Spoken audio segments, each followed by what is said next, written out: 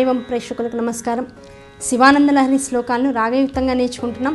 అందులో ఇంత ముందు చెప్పుకున్నట్లుగానే ముందు ఎపిసోడ్లో చాలా శ్లోకాలు చిన్న చిన్న శ్లోకాలుగా పరిగణింపబడుతూ వచ్చాయి. దాంతో ముందర ఉన్నటువంటి రాగాన్ని ఈ శ్లోకాలకు కూడా జాగ్రత్తగా పరివర్తింపజేస్తూ వచ్చాం. కనుక జాగ్రత్తగా విని నేర్చుకుంటే కనుక చాలా సులభంగా వచ్చేటువంటి శ్లోకాలు ప్రయత్నించండి. ఇవాళ శ్లోకాలు 71వ శ్లోకం నుంచి 80వ శ్లోకం దాకా చెప్పడం జరుగుతుంది. ఇవి కూడా ఒక 5-6 శ్లోకాల వరకు చాలా చిన్న శ్లోకాలు. రాగం మాత్రం ముందు రాగాన్ని దీనిలో నిక్షిప్తం చేయడం జరుగుతుంది.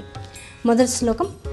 ఆరూఢ భక్తి గుణ కుంచిత భావచాప యుక్తై శివస్మరణ బాణగణైరమోఘై నిర్జిత్య కిల్భ పరిపూర్ణ విజయీ సుధీంద్ర సానందమావహతి సుస్థిర రాజలక్ష్మీం ధ్యానాంజనేన సమవేక్ష్య తమః ప్రదేశం భిత్వా మహాబలిభిరీశ్వర నామ మంత్రైః దివ్యాశ్రియం భుజగభూషణముద్వహంతి ఏ పాదపద్మమిహతే శివతే కృతార్థాః భూదారతాముదవహద్యదపేక్షయా శ్రీ భూదార ఏవ కిమతః సుమతే లభస్వ కేదారమాకలితముక్తిమహౌషధీనాం పాదారవింద భజనం పరమేశ్వరస్య ఆశాపాసక్లేశ దుర్వాసనాది భేదోద్యుక్తై దివ్యగంధైరమందైః ఆశాసాటీకస్య పాదారవిందం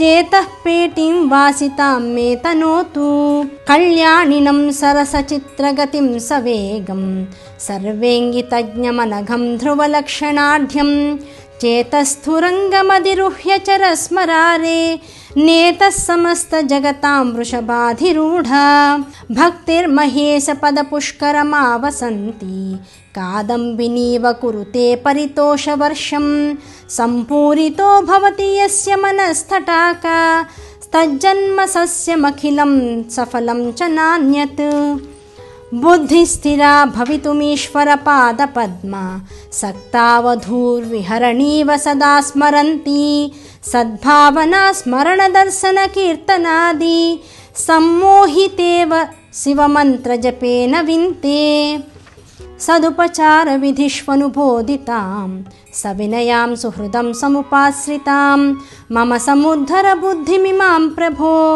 వరగుణేన నవోఢ వధూమివ నిత్యం యోగి మనః సరోజదల సంచార క్షమస్త్వత్క్రమా శంభో తేన కథం కఠోరయమరాడ్వక్షక్కవాటక్షతిః అత్యంతం మృదులం త్వదంఘ్రియుగళం హామే మనశ్చింతయ త్వేతల్లోచన గోచరం కురు విభో హస్తేన సంవాహయే ఏష్యత్యేష జనిం మనోశ్చ కఠినం తస్మిన్నటానీతిః మద్రక్షాయే గిరిసీమ్ని కోమలపదన్యాసపురాభ్యాసితః నోచేద్దివ్యగృహాంతరేషు సుమనస్థల్పేషు వేద్యాదిషు ప్రాయత్సస్సు శిలాతలేషు నటనం శంభో కిమర్థం తవ. ఇక్కడతో శివానంద లహరి 80 శ్లోకాల వరకు పూర్తి చేసుకున్నాం.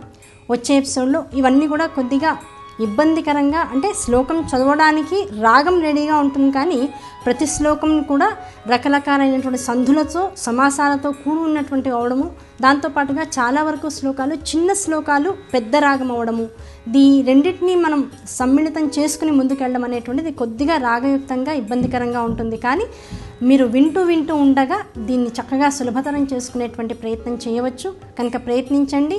చక్కటి నాద సంయోగాన్ని అనుభవంలోకి తీసుకురండి. అంతవరకు చక్కగా రోజు కూడా ఒక 2 శ్లోకాలు 3 శ్లోకాలు అనుకుంటూ ప్రయత్నం చేస్తూ పోండి. కనుక వచ్చే ఎపిసోడ్లో 81వ శ్లోకం నుంచి 90వ శ్లోకం దాకా నేర్చుకుందాం.